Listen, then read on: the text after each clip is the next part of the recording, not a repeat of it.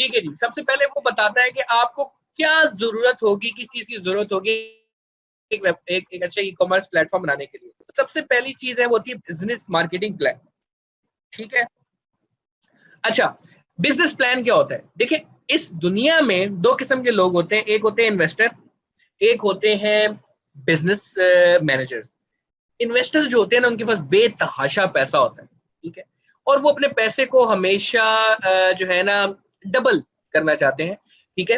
तो वो हमेशा ये चाह रहे होते हैं कि यार किस तरीके से हम लोग ज्यादा से ज्यादा अपने पैसों को ऐसी जगह पे लगाएं जहां से उनको जो है ना वापस इन्वेस्टमेंट मिले। याद रखिएगा कि जो बिजनेस मैनेजर होता है ना, उसके पास हिम्मत बहुत ज्यादा होती है, उसके पास आइडिया बहुत ज्यादा एंथुजियास्टिक होता है, वो कुछ करना चाहता है। तो इन्वेस्टर हमेशा कहता है कि मेरे पास एक बिजनेस प्लान लेके आओ। फॉर एग्जांपल, एक कंपनी है, वो ई कॉमर्स स्टार्ट करना चाह रही है।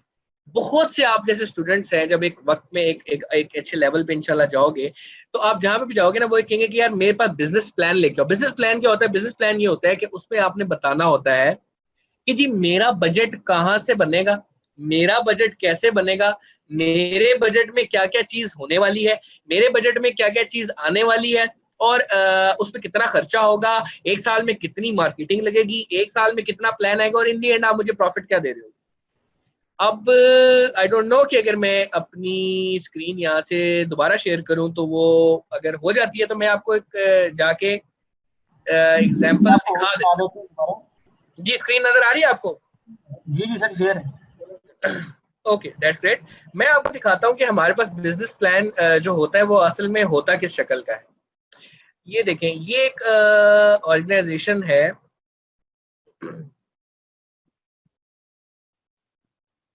फाइल जैसी खुलती है मैं आपको दिखाता हूँ। नहीं, ये नहीं है।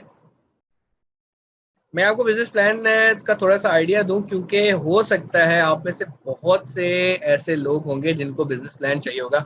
ये एक सिंपल सा बिजनेस प्लान होता है, नजर आ रहा है आप सबको? Exactly exactly.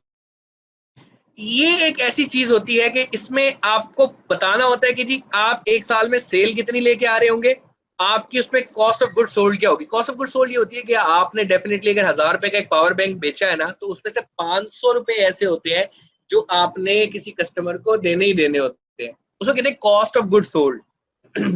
यानी कि तो ये सर वो कोई वेंडर आपके की कॉस्ट है जो जनरली बटा आपने 60 रुपए का खरीदा है तो 60 रुपए का आपने वापस करना होता है। जी हैदर भाई, आपकी स्क्रीन स्केल हो रही है, मतलब कि आपने कोई फोल्डर ओपन किया हुआ है? फोल्डर नहीं, एक्सेल। एक मिनट, सॉरी, मैं चेक कर लेता हूँ। जी सॉरी। ये देखें, अब आ रही है जी? जी, अब आ रही है, बिल्कुल आ रही है। Okay okay, sorry, my my apologies. तो मैं आपको बता रहा था कि ये होता है जी एक एक एक बिजनेस प्लान जो कि एक इन्वेस्टर आपसे देख रहा होता है। तो ये बता रहा था कि जी ये एक साल में आपने बताना है जी इतनी सेल्स आने वाली है, कॉस्ट ऑफ गुड सोल्ड उसकी इतनी होगी। कॉस्ट ऑफ गुड सोल्ड वो होती है जो आपने वेंडर को देनी होती है, एक प्रोडक्ट को खरीदने में जितनी कॉस्ट आई होती है। टोटल सेल में से जब उसको आप माइनस करते हैं तो आपके पास आ जाता है ग्रॉस मार्जिन। अब उस ग्रॉस मार्जिन में एचआर की कॉस्ट, यानी कि आपने बंदे सैलरी पे रखे होते हैं, फिर कोई इंसेंटिव होते हैं, ऑपरेशनल चार्जेस यानी गाड़ी वगैरह, इस पे निकालने में जो कॉस्ट होती है आप उसको माइनस करते हैं। उसके बाद एडमिनिस्ट्रेटिव कॉस्ट यानी कि मार्केटिंग में कितना बजट लगाओगे, टेक्नोलॉजी पे कितनी कॉस्ट आएगी, और इस तमाम को करने के बाद इन दी एंड आपके पास जब टोटल एक्सपेंसेस आ जाते हैं उसको आप माइनस करते हो तो आपके पास इन दी एंड प्रॉफिट ये बच रहा होता है। फॉर एग्जाम्पल, ये एक ऑर्गेनाइजेशन है, चाइनीज ऑर्गेनाइजेशन है, उसका हमने एक बिजनेस प्लान बनाया था। उस बिजनेस प्लान को बना के हमने उनको प्रेजेंट किया था। उसमें उन्होंने बताया था जी एक साल में आप इतनी सेल करेंगे, उस पर आपका इतना खर्चा होगा, उसके खर्चा आने के बाद आपके पास इन दी एंड प्रॉफिट और लॉस स्टेटमेंट इस तरीके से बन रही होगी। तो इन्वेस्टर जो होता है ना, वो आपसे ये चीज एक्सपेक्ट कर रहा होता है। ठीक है। ये चीज ऐसी होती है कि जरूरी नहीं है कि आपने इसको एक बड़े खूबसूरत फॉर्मेट के अंदर बनाना है, बट ये आपके फिंगर टिप्स होनी चाहिए। ये आपको पता होना चाहिए कि आपने अगर एक चीज बनानी है, वो बनानी है, तो उसमें कितनी सेल आप एक साल में निकालेंगे, कितनी कॉस्ट उसकी होगी, कितना एक्सपेंसेस होगा, और इन दी एंड आपको क्या बचने वाला है। इसको देखने के बाद आप कोई भी काम शुरू करते हैं। इसके बाद ये किस तरीके से आती है, इसकी पूरी शीट बनती है जो आपको पर मंथ पूरे टारगेट बताने होते हैं। जी पर मंथ हमारे पास ये टारगेट होंगे, इन दी एंड हम इसमें ये अचीव कर रहे होंगे, कॉस्ट इसमें इतनी आ रही होगी, और पर मंथ आपका जो है ना इसकी डिवीजन होती है। तो ये एक सिंपल सा मैं आपको देना चाह रहा हूँ, इसमें एक आइडिया, इसमें घबराना आपने नहीं है। तो ये एक जो है ना बिजनेस प्लान होता है, बिजनेस प्लान बहुत जरूरी होता है किसी भी बिजनेस स्टार्ट करने के लिए।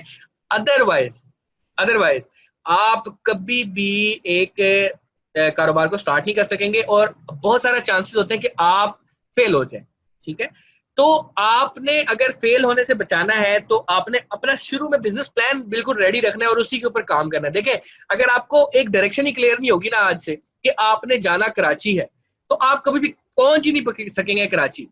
आप अगर घर से सिर्फ निकल जाए तो कभी भी आप जो है ना वहां पे नहीं निकल सकेंगे। तो याद रखिएगा, एक बिजनेस प्लान है, आपको एक डायरेक्शन देगा, आपको क्लियर कर देगा कि आपने किन चीजों पे काम करना है, और मंथली उसका फिर आपने एनालिसिस करना होता है और देखना होता है। और ये स्पेशली उन लोगों के लिए बहुत जरूरी होता है जिनके पास कोई इन्वेस्टमेंट नहीं होती, जिनके पास काम शुरू करने के लिए कोई पैसा नहीं होता। ठीक है, तो ये चीज आप जरूर देखिएगा कि आपने अगर एक इंसान ने बहुत बड़ा बनना है ना, तो उसको ये बिजनेस प्लान जरूरी है। और अगर उसने बहुत ज्यादा बड़ा नहीं भी बनना, तब भी उसको ये रिक्वायरमेंट बहुत जरूरी है।